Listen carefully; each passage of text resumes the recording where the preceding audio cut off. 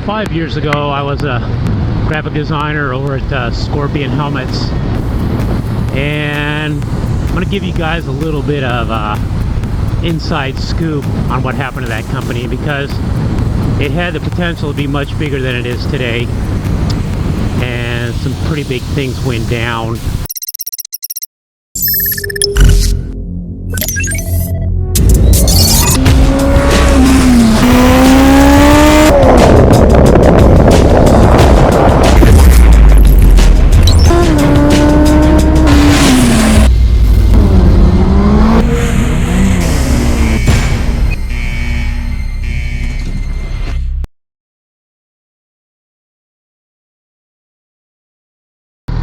So what happened was the main guy that owns Scorpion, he's a super rich manufacturer out of Korea, and he decided he wanted to take the company and have the helmets distributed by Chuckwalla. Well, the CEO, who was a buddy of mine who started Scorpion Helmets, wanted nothing to do with distributorship. And he used to say in meetings, he's like, if we ever use a distributor, I'm leaving.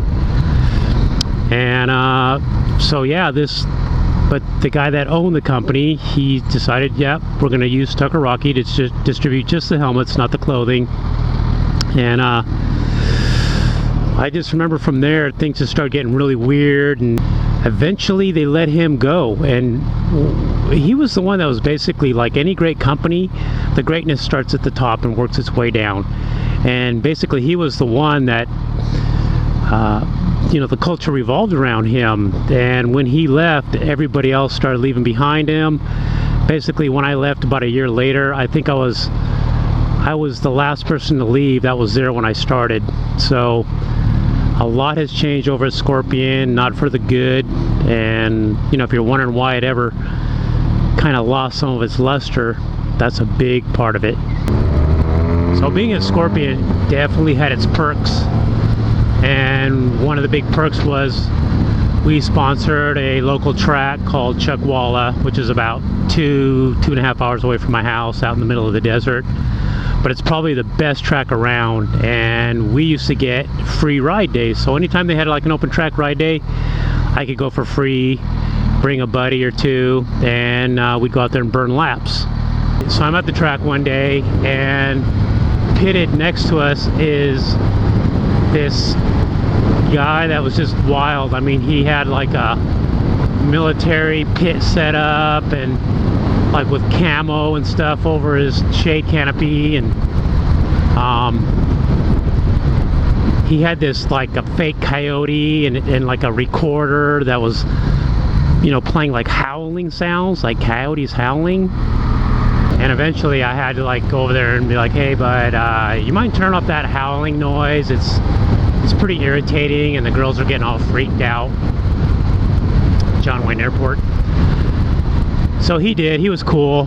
Anyways, when this guy rode the track, he wore a thing called a Gillie Suit, and basically, you know, it's like this strange camouflage that like blew in the wind, you know. And I don't see how this guy wore this stuff when he rode. I mean, it was flapping all over the place. He rode a 600, and the guy was like super fast at this track. And I remember being out there, and he'd just go by me, and this suit just flapping in the wind. I'm like, what in the world is this guy all about?